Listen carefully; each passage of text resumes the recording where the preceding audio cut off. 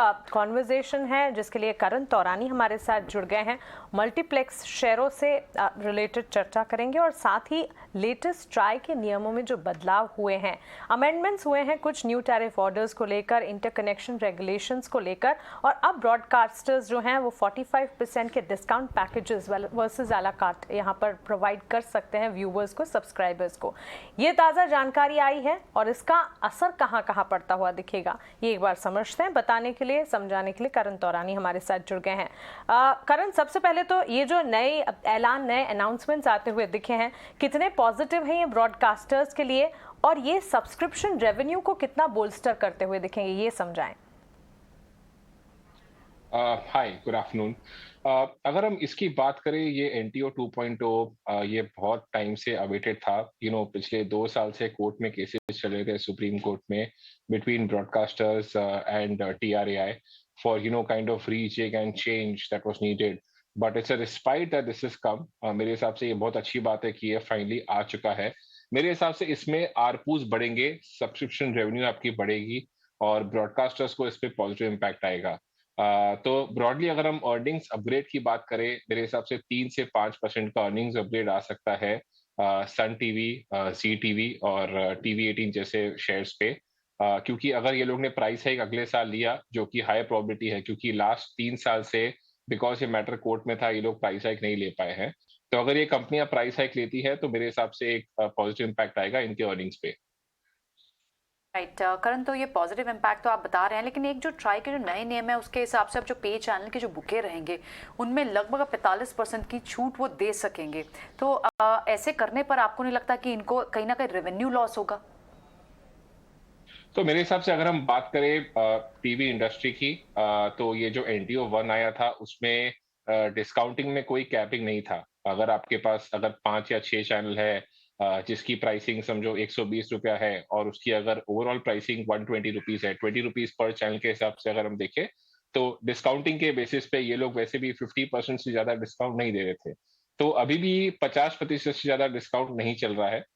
इसीलिए मेरे हिसाब से इसमें जो बुके और जो आला कार्ट प्राइसिंग है, इसमें कुछ ज्यादा चेंज नहीं होएगा। इनफैक्ट आला कार्ट पे एक सरप्राइज है, क्योंकि आला कार्ट की प्राइसिंग ये लोग ने बोल दिया था कि 12 रुपए पर चैनल करनी है, वो 19 रुपए हो जाएगी। तो उसकी वजह से भी थोड़ा आरपू में डेल्टा पॉजिटिव इम्पैक्ट आएगा। तो अगर ये बात होती कि अगर ये डिस्काउंटिंग का जो नंबर है वो 45% की जगह अगर ये 20 या 25% होता, तो मेरे हिसाब से इनको नुकसान होता, बिकॉज इनको या तो अपना चैनल की प्राइसिंग कम करनी पड़ती थी या तो बुके की प्राइस बढ़ानी पड़ती थी।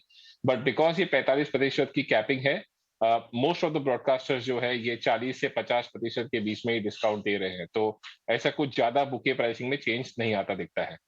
बिल्कुल, ये बात तो ठीक है। और ये ट्राई के नए रेगुलेशंस पर आपका टेक है, लेकिन साथ ही करण ये भी बताएं, अगर बॉक्स ऑफिस कलेक्शन की बात करें, रिसेंटली जो मूवी रिलीजेस हमने देखी और कई सारी मूवी रिलीजेस लाइंड अप भी है, एक सिचुएशन, एक टाइम था जब बॉक्स ऑफिस कलेक्शन या कह सकते हैं मल्टीप्लेक्सेस की सेहत इतनी ठीक नहीं थी, लेकिन ताज़ा अगर डेटा की माने तो एनालिस्ट का ये मानना है कि Q3 FY22 के लिए एक पॉजिटिव स्टार्ट होता दिख सकता है। अगर इसे कंपेयर किया जाए Q2 के साथ, ताज़ा दृश्यम के बॉक्स ऑफिस कलेक्शन को भी अगर देखें, पहले 2 दिनों में ही करीब 36 करोड़ के यहाँ पर कलेक्शन होते हुए दिखे हैं, और आने वाले दिनों में कई सारी मूवीज़ जैसे कि भेड़िया, सर्कस, ये सारी लाइंड अप हैं।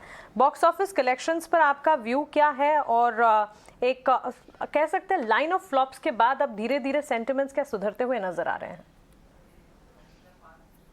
सो डेफिनेटली ब्रह्मास्त्र के बाद I think September onwards box office की जो सुधार है वो दिख रही है। क्योंकि अगर हम कलेक्शंस की बात करें, हिंदी कंटेंट की बात करें, बहुत सारे चेंजेस हो रहे हैं।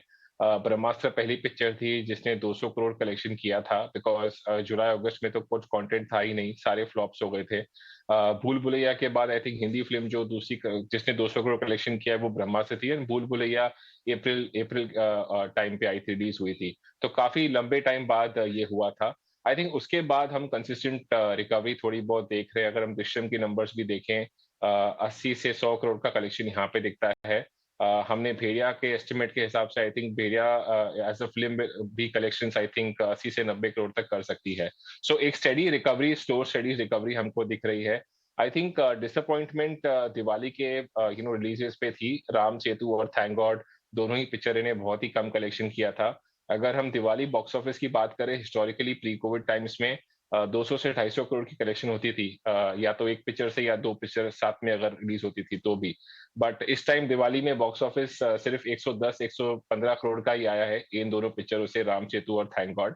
बट ये हमको देखना अच्छी बात है कि एक बहुत ही बड़ा एक्सेप्टेंस दिख रहा है हमको रीजनल कंटेंट से, बिकॉज कंटारा जैसी फिल्म ने 80 करोड़ का कलेक्शन किया है।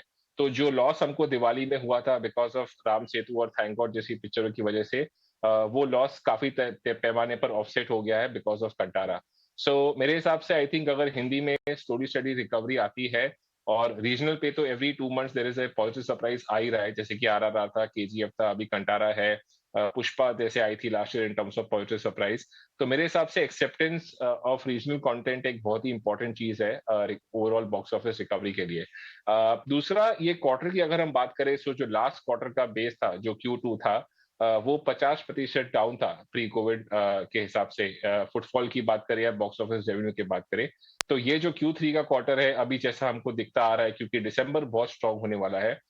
दिसंबर में 2-3 बड़ी पिक्चरें हैं, एक है एवेटार और दूसरी है सर्कस। ये 2 बड़ी पिक्चरों की वजह से आई थिंक दिसंबर का महीना बहुत ही स्ट्रांग रहेगा। तो इसके हिसाब से Q-on-Q बेसिस पे मेरे हिसाब से 25 से 30% का ग्रोथ हमको दिख सकता है Q3 वाले क्वार्टर में। और अगर हम प्री कोविड की कंपैरिजन में बात करें तो हम फिर भी 15 से 20% कम ही रहेंगे प्री कोविड बेस से। बट नॉनदलेस ये अच्छी बात है कि रिकवरी हमारी हो रही है। मेरे हिसाब से FY24 में अगर हिंदी कंटेंट अच्छे से आता है, और अगर अच्छा कंटेंट आता है, और अगर लोग मीडियम स्मॉल बजट मूवीज के लिए भी सिनेमा घरों में जाते हैं बड़े नंबर्स में, तो मेरे हिसाब से FY24 में हम फुल रिकवरी पे पहुंच जाएंगे।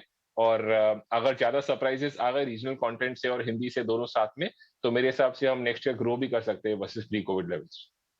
करण, तो important point to talk about here, to note down here is कि आप कह रहे हैं कि लगभग 20 से 25% तक की ग्रोथ आपको Q3 में दिखती है on the basis of good movies. अक्टूबर अच्छा रहा है मूवीज का, नवंबर रनिंग मंथ अच्छा है, और दिसंबर में भी कुछ अच्छी हिट्स एक्सपेक्टेड है। बहुत बहुत शुक्रिया करण, आज समय देने के लिए और ये एनालिसिस हमारे व्यूअर्स तक लाने के लिए। एक बार फिर से वापस, अच्छा आप कुछ बात करना चाहते हैं? मैं आपसे करण से एक सवाल पूछना चाह रहा था। अजय है हमारे साथ यहाँ। करण, हमारे स्टूडियोज में ना अब जितने भी हमारे कॉलीग्स हैं, सहयोगी हैं, मानसी भी बता रहे हैं कि वो दृश्यम 3 देख के आ गई हैं, लेकिन आप जो है सिर्फ बॉक्स ऑफिस का एनालिसिस कर रहे हैं। आपने पर्सनली भी कोई मूवी देखी है जो आपको बहुत ही पसंद आई या देखना चाहते हैं? आप पहुंच गए कि अभी अपने एग्जीबिशन थिएटर्स में अभी नहीं पहुंचे? सो डेफिनेटली मैंने मूवीज देखी हुई है सारी। मैंने विक्रम वेदा देखी थी, बहुत ही अच्छी पिक्चर थी। ब्रह्मास्त्र देखी है, वो भी बहुत ही लार्ज स्केल स्काई-फाई मूवी है। आई मीन हमने हॉलीवुड पैमाने की पिक्चर बनाने की कोशिश की है, जैसे कि ये पिक्चर ग्लोबली भी अच्छे मार्केट्स में चल सके। तो डेफिनेटली आई थिंक रिकवरी अच्छी खासी हो रही है। दृश्यम 2 जैसे कि अगर हम देखें, वर्ड ऑफ माउथ रिव्यूज बहुत ही अच्छा रहा है। तो I think next big movie जो मैं वेट कर रहा हूँ देखने के लिए, वो एवेटार 2। आई थिंक वो एवेटार 1 बहुत ही अच्छी लगी थी मुझे। आई थिंक एवेटार 2 में बहुत ज्यादा सरप्राइजेस दिख सकते हैं। ये होता है, this is the mark of a good analyst, कि सिर्फ एकेडमिक्स और एक्सेल शीट ये नहीं एनालाइज करते हैं, प्रोडक्ट को टेस्ट भी करते हैं जाके। और ये करण तौरानी की पहचान है। उन्होंने क्लियरली कहा कि कई सारी दिसंबर में भी हिट्स है जिन पर उनकी नजर। भाई इनके साथ क्या है ना, करण तो ऑफिस से भी कह के जाएंगे ना, मैं प्रोडक्ट रिव्यू करने जा रहा हूँ अवतार 2, तो कोई बॉस बोल नहीं सकता। काम का काम और मजे का मजे। Karan, we are feeling envy about your job. Thank you so much. Okay. Thank you, Ajay. Right. All right, करण, ये तो बातें हो गई पिक्चरों की। बहुत